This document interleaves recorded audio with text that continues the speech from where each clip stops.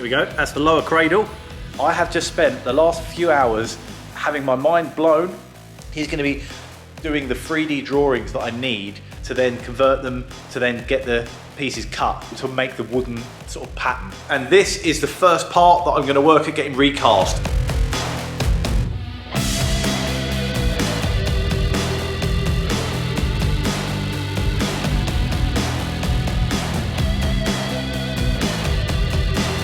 Hi, I'm Dom, and welcome to my workshop.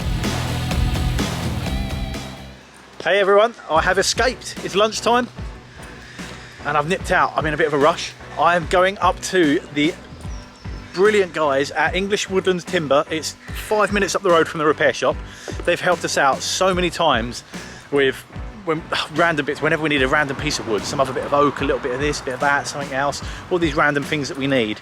I'm going to pick up a piece of wood that's going to be used to make the first pattern, the first official pattern for the new Ranalah wheeling machines. That lower cradle, the drawings are all done, it's all ready to go, and this piece of wood is going to go on the CNC table and it's all going to be cut out. It's a very specific piece of wood, but I'll let them show you about that later. I'll try and get the camera in there and film it, but I need to be quick because I haven't got long for my lunch. That didn't take long, did it? What was that? 5 minutes up the road? And I love coming to places like this, absolutely love it, but working at the repair shop means that I can't go. We've got runners and people and teams that sort of source all of the stuff and bring it in to us because I'm obviously there filming every day, so I never get the chance to come here anymore to places like this. Whilst I was doing the set design before, I would always be out and about and meeting new people like this because they kiln dry some wood, but they also have air dried wood. I think that's more expensive, and then it's just left out to season out in the air. How cool is that?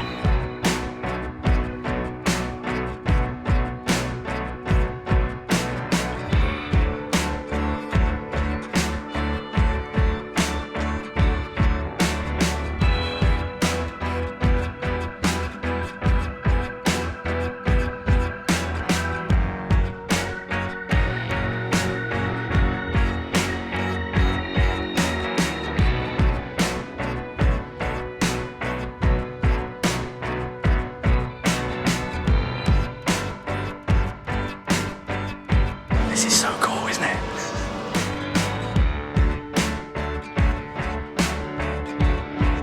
This is a big boy. This is one tree. That's one tree. But we sell them board by board, obviously. Wow. I guess these are all coming from sustainable sources. Of course, yeah. Where's that come from? This has in fact come from Italy.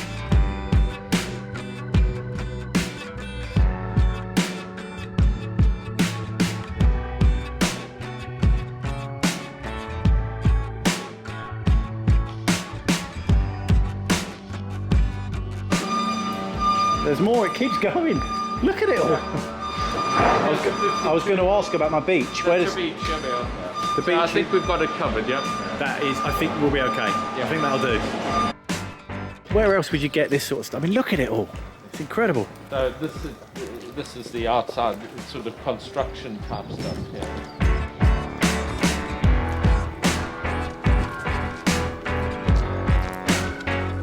So they air dry for a bit. With the sticks so they can breathe. When you say it's air dried means that the moisture inside the timber is equivalent to the moisture in the atmosphere. Air dried. Yes. So it comes about 50%, that's water. By that stage it's about 25%. Then you put it in the kiln and push it down to about 10 to 14%. Which is lower than outside and ideal for inside where you've got the heating. That's about 10%, 14% around that area. Okay. So do I need to put that in my workshop?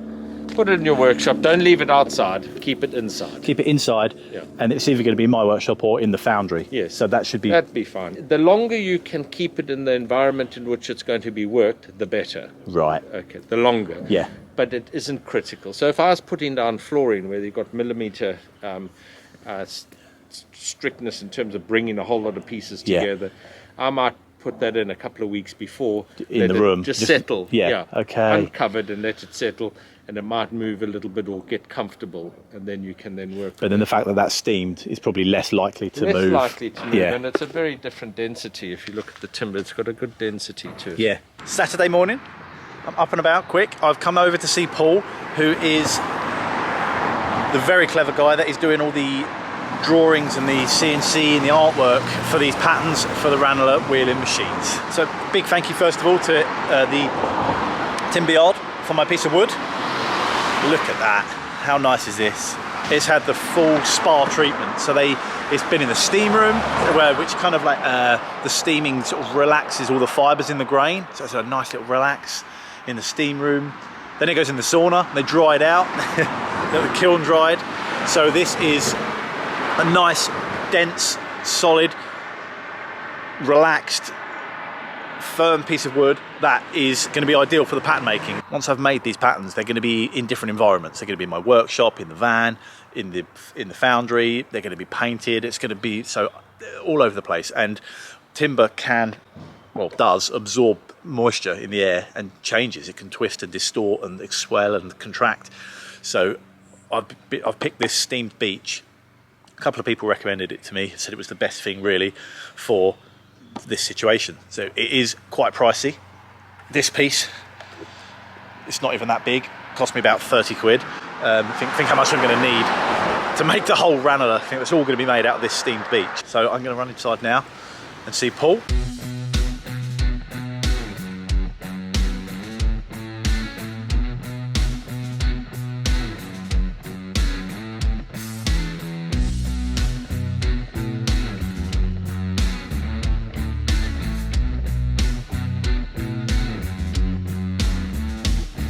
That's the biggest CNC table I think I've ever seen.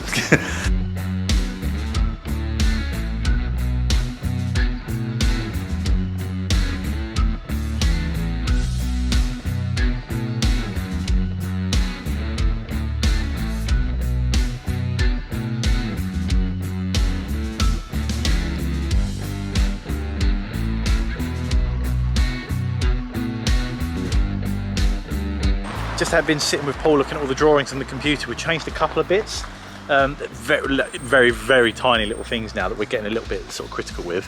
But hey, I don't want to ruin my perfectly manicured, spa treated piece of wood. I want to make sure that we get it right first time.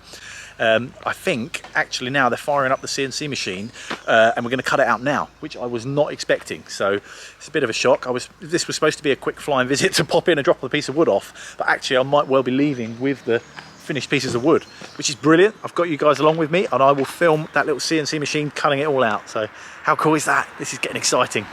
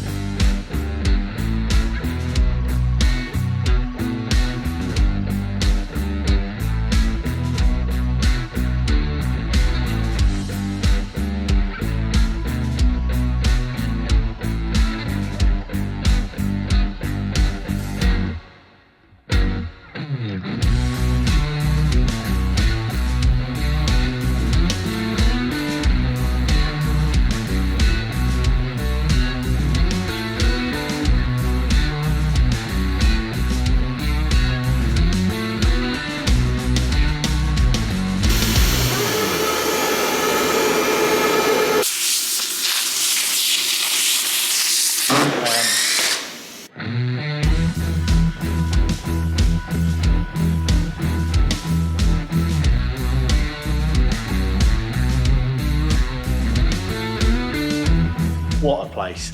The possibilities there are literally endless. It's just awesome. I'm back here. My Ranalah still standing. I know a few of you have been concerned that I've got it on a pump truck, and everyone's like, get it on the floor, it's going to topple over. So yes, I am terrified it's going to topple over, but I need to move it around at the moment. Whilst I'm stripping the paint, I need to drag it around. I'm being very careful, don't worry. It was all a little bit of a whirlwind up there with Paul, because I was only expecting to go down there and drop off the piece of timber. And then before I knew it, we were sitting upstairs cutting it out. I was like, oh my God, this is awesome. Now I'm in a position where I've actually got the perfect timber pattern cut out of the steamed beech. It's now my job to do a little bit of final fettling, a bit of sanding, a bit of trimming, gluing the three pieces together before it goes off to the foundry. They're going to do their own little bit of fettling. There's certain things you have to do with patterns because they get pushed into the sand. They get pressed in, you have to be able to pull them out again. You can't have an edge that's kind of like that. It has to be like that. So it gets pulled up so it can actually be pulled out of the sand. And I feel like it's probably wise to let the guy that's going to be doing the casting do the final bit of fettling to all those angles and getting it all right. And I'm learning all of this. I don't want to sit here and sort of sound like I actually know what I'm talking about, because I've never cast anything before in my life. A few people have been asking me, why can't you just cast the original one if you've got it? It's because when they pour the molten iron into the sand, into the void of the space that left, you pour it all in so it's molten. As it cools, it shrinks. Very tiny amount, but it shrinks.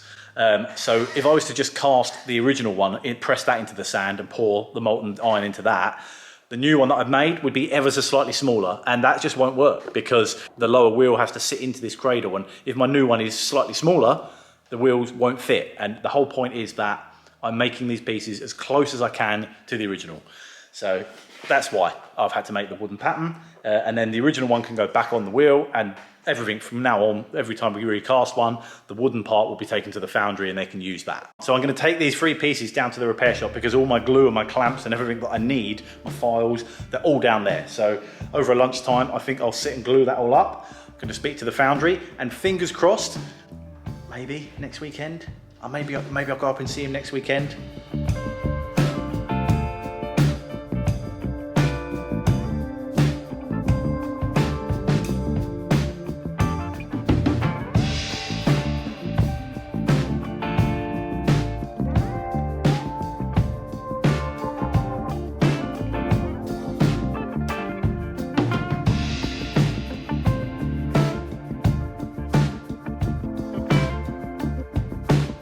So this is it. This is my ridiculous contraption I've used for clamping this pattern together.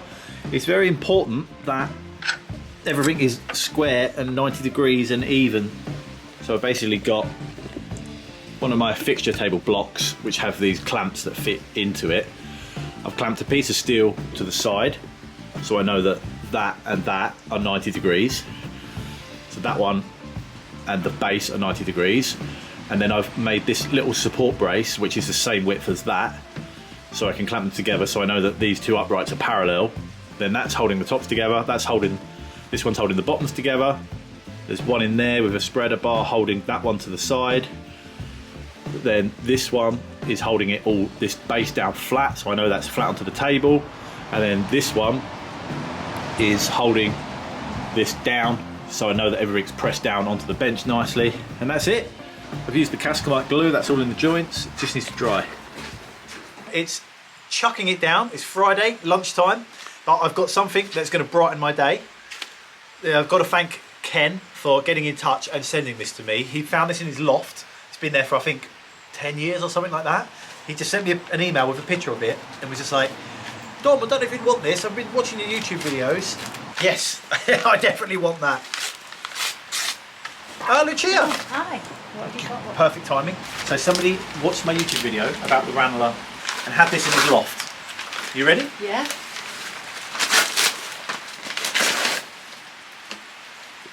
Oh, Ranalah World. Ranalah World? Oh, it's fantastic. I have no idea what that's come off of, because it's not come off a wheeling machine, but it's spelt exactly the right way. Absolutely. The typeface and everything looks, with this little kick on the R, looks really similar. I don't know what it is though. And did Ken not send you any? So Ken got it about 20 odd years ago from a warehouse in Southampton Docks. Back in the day, he sent me a big long email explaining it all, but they used that area with that warehouse and that kind of that shipyard. They were developing the Spitfire parts there. There was a chance they had the Ranalah wheeling machines in the warehouse. I reckon, you know, in the dockyards, and they used to have those little train systems that used to load up. Oh, for all the freight, for all the equipment. Yeah. Maybe one of those little things up there. I don't know. 190. I don't know. Look, I've got this as well. Ever-growing collection of original adverts. What is that? It's a part of the plane, part of the Spitfire. So Ranalah didn't just make the sheet metal work. They also made, this is aluminium tubing, like ducting. That is amazing. And they made all these parts for the planes. And somebody drew that. Wow. See the logo with the R. Yeah, yeah. Because it's quite interesting. This is very square lettering apart from that little. Yeah, which is. Yeah. Beautiful. The plot Wow, thickens. Absolutely. It's going to look good on the wall, though, isn't it? Yeah, it is. Thank you very much, Ken. Anyone else out there that's got anything Ranalah related, get in touch. I'm very interested to piece together all of this history. We're getting there, aren't we? Yeah. That's you it. You got some nice friends, Don. Nice friends. The pattern is all done. It's glued up. Every angle is perfectly square. I'm so chuffed with it. Really, really pleased. Next time you see me for the Ranalah update, we'll be in the foundry pouring some molten iron, and I cannot wait. If you've got any information or artifacts or anything to do with Ranalah, please do send me a message below in the comments. I do read them all. Drop me a message on Instagram. Just get hold of me any way you can. Let me know. We'll figure it out one way or another. We'll get there. Thanks for watching, and I'll see you next time. Bye bye.